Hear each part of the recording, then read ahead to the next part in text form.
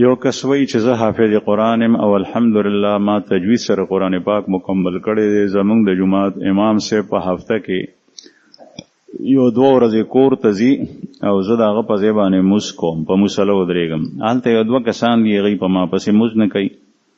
د یو سړي زوی ما په سبق باندې لغونې شرارت په وجه وهلی او سزا مې ورکړې وه، نو د هغه پلار ما ته کنځلې کړي او ما پسې مونځ نه کوي. او بل کس دی حس به حس ما پسې مونځ نه کوي. نو آیا زه په دې کې ګناهګار خو نه یم؟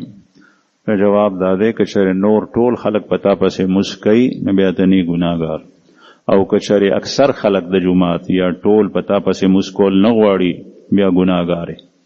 رسول الله صلی الله علیه وسلم حدیث مبارک دی، و امام قوم وهم له کارهون، او آغا قوم امام چې خلک په هغه پسې مونځ کول نه غواړي او د په زور مسله نیولې د پرېږدي نه، د دپاره سخت وعید په حدیث مبارک کې ذکر شوی.